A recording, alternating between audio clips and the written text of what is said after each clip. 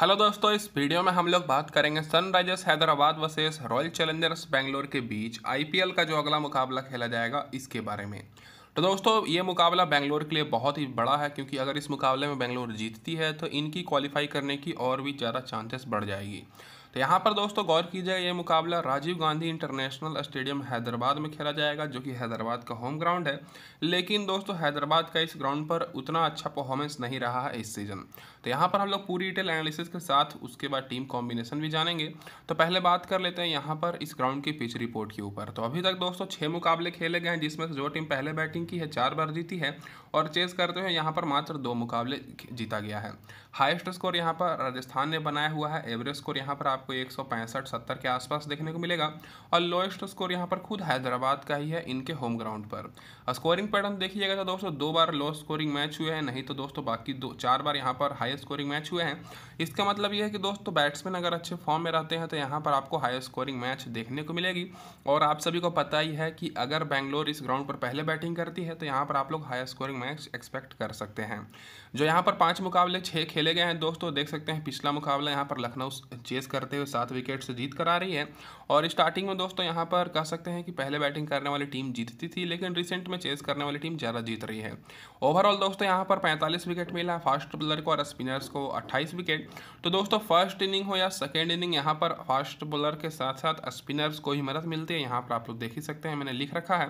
तो ये होगी दोस्तों यहाँ पर पिच रिपोर्ट। अब डायरेक्ट बात कर लेते हैं इस यहाँ पर हेड टू हेड रिकॉर्ड्स के ऊपर।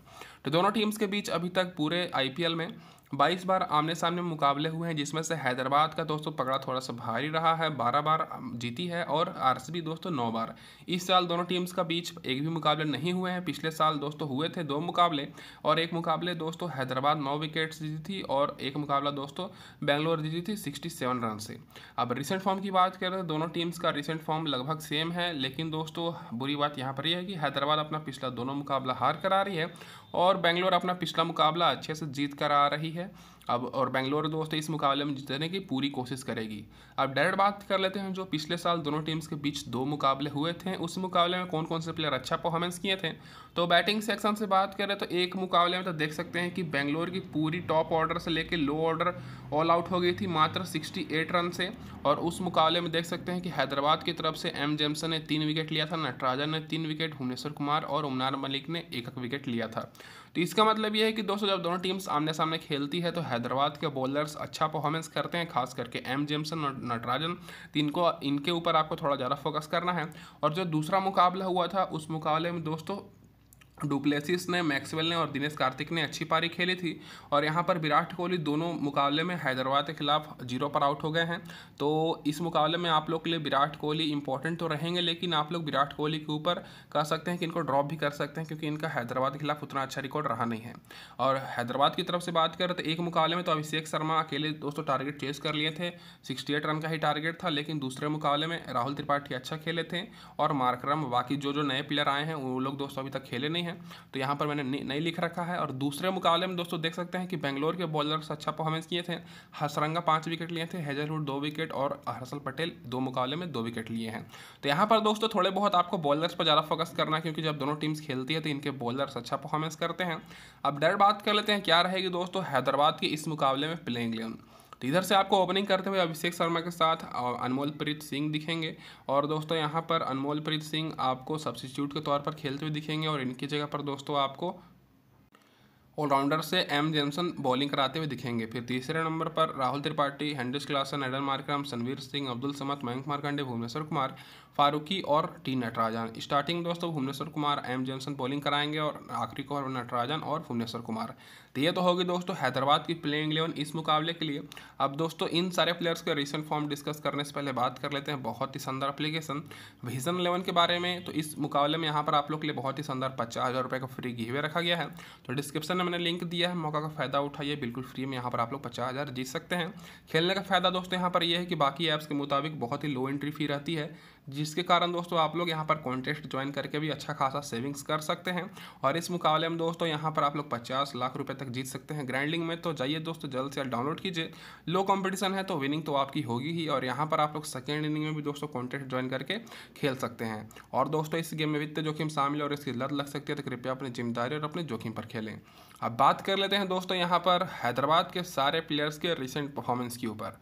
तो सबसे पहले बात कर लेते हैं ओपनर्स अनमोलप्रीत सिंह और अभिषेक शर्मा। तो दोनों पिछले मुकाबले में फ्लॉप रहे थे, 5 रन और 4 रन बनाए हैं। तो इस मुकाबले के लिए अनमोलप्रीत सिंह उतने ज़्यादा इंपॉर्टेंट तो नहीं रहेंगे, क्योंकि आप सभी को पता है कि पिछले मुकाबले में बेंगलोर के बॉलर्स बहुत ही शानदार धमाकेदार बॉलिंग किए थे। तो अभिषेक शर्मा आप लोग इनको लेकर चल सकते हैं स्मॉल लीग ग्रैंड लीग दोनों में, और अनमोलप्रीत सिंह भी स्मॉल लीग ग्रैंड लीग दोनों के लिए बेस्ट रहेंगे, क्योंकि दोनों ओपनर्स पिछले मुकाबले में फ्लॉप रहे थे। राहुल त्रिपाठी को आप लोग स्मॉल लीग में ले सकते हैं, हेनरिच क्लासन स्मॉल लीग के लिए बेस्ट रहेंगे, पिछले मुकाबले में 64 रन बनाए हैं और राहुल त्रिपाठी 1 रन पिछले मुकाबले में बनाए हैं। और एडन मार्करम की बात करें तो इनको आप लोग स्मॉल लीग में ले सकते हैं।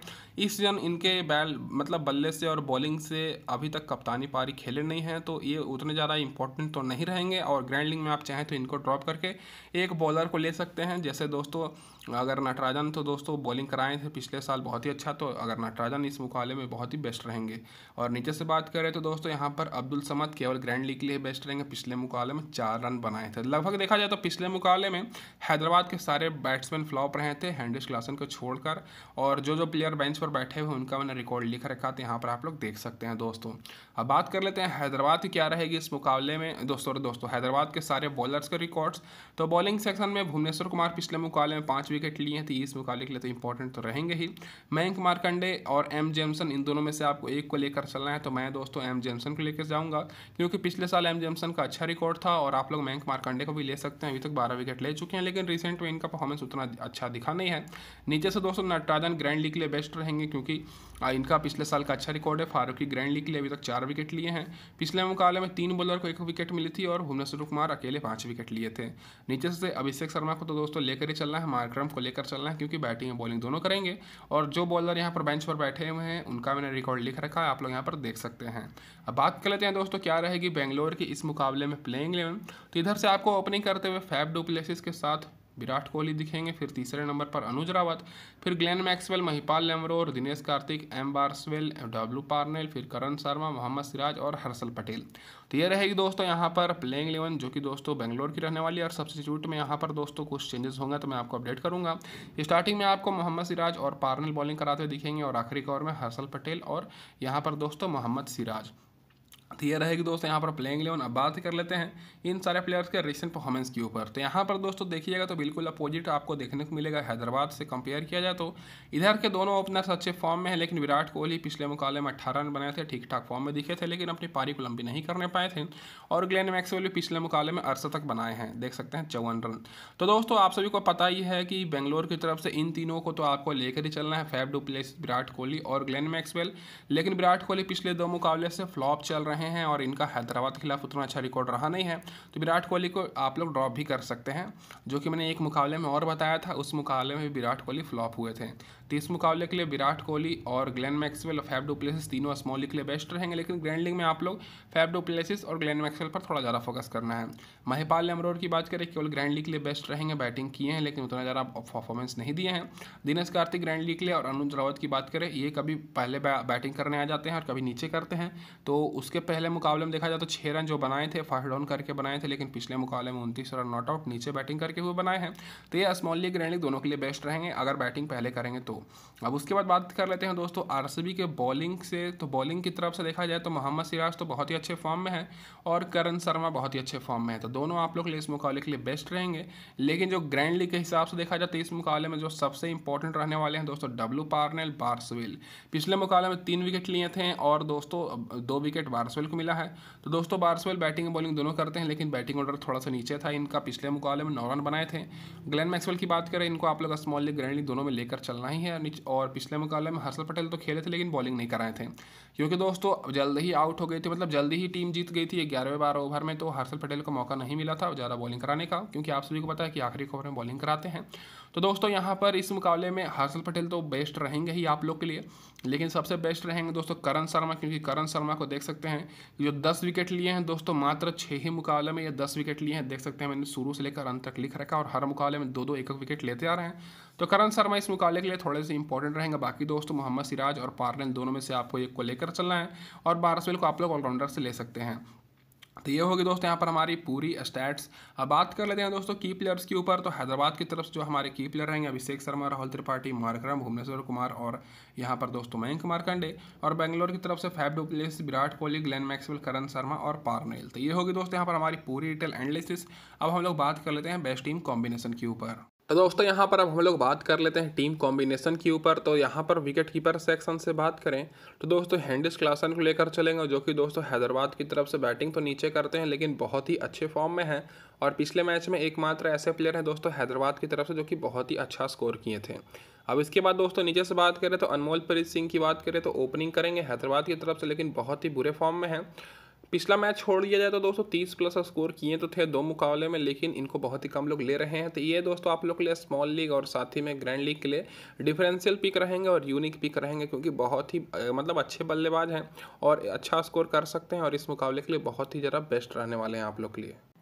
उसके बाद दोस्तों दिनेश कार्तिक और अनुज रावत की बात करें तो ये लोग केवल ग्रैंड लीग के लिए बेस्ट रहेंगे। और अगर न्यूज़ आती है कि अनुज रावत ओपनिंग करेंगे, सॉरी दोस्तों फर्स्ट रिटर्न आएंगे बैटिंग करने, तो आपको इनको जरूर लेकर चलना है। बहुत ही अच्छे बल्लेबाज हैं। तो ये आपको मैं टेलीग्राम पर अपडेट करूँगा, तो अभी तक नहीं ज्वाइन किए हैं तो डिस्क्रिप्शन में मैंने लिंक दिया है, सभी लोग ज्वाइन कर लीजिए। अब बैटिंग सेक्शन से बात करें तो यहाँ पर सबसे पहले Virat Kohli, Faf du Plessis को लेंगे जो कि ओपनिंग करेंगे, बहुत ही अच्छे फॉर्म में है। और विराट कोहली को ड्रॉप करके दोस्तों एक आरसीबी नहीं तो हैदराबाद के बॉलर को भी आप लोग ले सकते हैं, लेकिन केवल ग्रैंड लीग में, क्योंकि विराट कोहली पिछले साल हैदराबाद के खिलाफ दोनों मुकाबले में 0-0 पर आउट हो गए थे। लेकिन ऐसी बात नहीं है कि इस मुकाबले में आउट ही हो जाएंगे, ऐसा हो भी सकता है और नहीं भी हो सकता है। तो आप लोग यहाँ पर विराट कोहली की जगह पर कोई भी और प्लेयर को ले सकते हैं, लेकिन केवल ग्रैंड लीग में।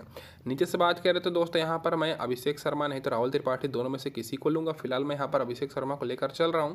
तो ये रहेगी दोस्तों यहाँ पर हमारे 3 बैट्समैन और बाकी दोस्तों नीचे से कोई खास ऑप्शन आपको देखने को नहीं मिलेगा। महिपाल लेमरोर अगर दोस्तों खेलते हैं तो ग्रैंड लीग के लिए बेस्ट रहेंगे, बाकी कोई खास ऑप्शन इधर से है नहीं। अब ऑलराउंडर सेक्शन से बात करें दोस्तों तो यहाँ पर सबसे पहले ग्लेन मैक्सवेल और दोस्तों नीचे से लेकर चलेंगे एम बारसवेल को। एम बारसवेल की जगह पर मैं करण शर्मा को भी ले सकता हूँ, दोनों स्पिनर हैं। लेकिन मैं बारसवेल को इसलिए ले रहा हूँ क्योंकि दोस्तों हैदराबाद की बॉलिंग अच्छा परफॉर्मेंस की थी पिछले मुकाबले में, तो हो सके दोस्तों बारसवेल बैटिंग और बॉलिंग तो आपको पता है दोनों ही करते हैं, तो बैटिंग में भी प्रमोट किए जा सकते हैं। बस इसी कारण दोस्तों यहाँ पर मैं इनको ले रहा हूँ, नहीं तो करण शर्मा भी मेरे हिसाब से बेस्ट रहेंगे।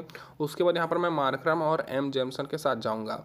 तो मार्करम की बात करें तो अभी तक कप्तानी पारी खेले नहीं है, तो इनकी जगह पर आप एक मतलब टॉप ऑर्डर के बल्लेबाज को ले सकते हैं, लेकिन मैं इनको इसलिए ले रहा हूँ क्योंकि बैटिंग और बॉलिंग दोनों करेंगे। बाकी अगर विरेंदु हसरंगा खेलते हैं तो बहुत ही बेस्ट रहेंगे, क्योंकि पिछले साल हैदराबाद के लिए 3 विकेट लिए थे एक मुकाबले में। अब उसके बाद बात करें बॉलिंग सेक्शन से दोस्तों तो यहाँ पर सबसे पहले लेकर चलेंगे मोहम्मद सिराज को, भुवनेश्वर कुमार को जो कि पिछले मुकाबले में 5 विकेट लिए थे, और नीचे से दोस्तों यहाँ पर पार्नेल को लेंगे जो कि पिछले मुकाबले में शानदार बॉलिंग कराए हैं। तो ये होगी दोस्तों यहाँ पर हमारी team combination, 3 bowler, 4 allrounder, 3 batsman और 1 wicket keeper. Captain vice captain की बात करें तो कैप्टन हमारा रहेंगे फैफ डु प्लेसिस और वाइस कैप्टन दोस्तों मैं विराट कोहली नहीं तो ग्लेन मैक्सवेल को ही करूँगा। तो यहाँ पर दोस्तों मैं आरसीबी की तरफ से ही कैप्टन वाइस कैप्टन करूँगा, क्योंकि हैदराबाद की तरफ से कोई भी प्लेयर ऐसा नहीं है जो कंटिन्यूस परफॉर्मेंस कर रहे हैं। हेनरिस क्लासन का बैटिंग ऑर्डर बहुत ज़्यादा नीचे है, तो उनका मतलब करना उतना ज़्यादा सेफ माना नहीं जाएगा। और आप लोग बॉलर में कर सकते हैं वाइस कैप्टन या तो दोस्तों भुवनेश्वर कुमार नहीं तो मोहम्मद सिराज को, लेकिन मेरे हिसाब से ग्लेन मैक्सवेल बेस्ट रहेंगे। या तो दोस्तों आप लोग मार्करम को भी कर सकते हैं, लेकिन मार्करम उतना ज़्यादा इफेक्टिव इस साल दिखे नहीं है। तो ये होगी दोस्तों यहाँ पर हमारी टीम कॉम्बिनेशन। फाइनल टीम के लिए आप सभी लोग टेलीग्राम पर जुड़ जाइएगा, कमेंट बॉक्स में लिंक दे रखा है और डिस्क्रिप्शन में। अब बात कर लेते हैं दोस्तों इस टीम की प्रीव्यू के ऊपर।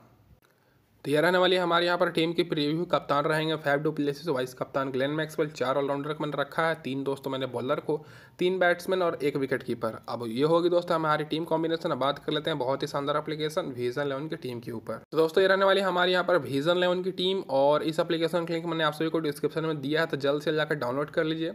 बहुत ही शानदार यहाँ पर आपको हर मुकाबले में गिवे देखने को मिलेगा। यहाँ पर मैं कैप्टन बना रहा हूँ फैफ डु प्लेसिस को, और वाइस कैप्टन विराट कोहली को, 1 विकेट कीपर को मैंने रखा है, 4 ऑलराउंडर को मैं ले रहा हूँ। दोस्तों यहाँ पर मैं विरेंदु हसरंगा को गलती से ले लिया, इनकी जगह पर मैं दोस्तों बारसवेल को लूँगा।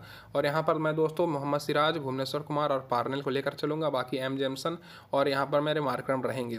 बिल्कुल सेम टीम कॉम्बिनेशन है। कैप्टन वाइस कैप्टन मैंने चेंज किया, और यहाँ पर मैं अभिषेक शर्मा की जगह पर राहुल त्रिपाठी को लिया हूँ। यहाँ पर आप लोग चेंजेस ये कर सकते हैं कि दोस्तों यहाँ पर आप लोग जैसे मैंने बोला कि विरेंदु हसरंगा की जगह मैं लूँगा दोस्तों बारसवेल को, इनको मैंने गलती से लिया है, तो बारसवेल की जगह पर आप लोग करण शर्मा को ले सकते हैं, और यहाँ पर मार्करम की जगह पर दोस्तों नटराजन को, क्योंकि दोस्तों दोनों प्लेयर्स का पिछले साल का अच्छा परफॉर्मेंस रहा है और कंटिन्यूअस परफॉर्मेंस भी दे रहे हैं। तो ये होगी दोस्तों यहाँ पर हमारी टीम। अब बात कर लेते हैं। तो दोस्तों इस वीडियो में बस इतना ही। वीडियो देखने के लिए बहुत बहुत धन्यवाद।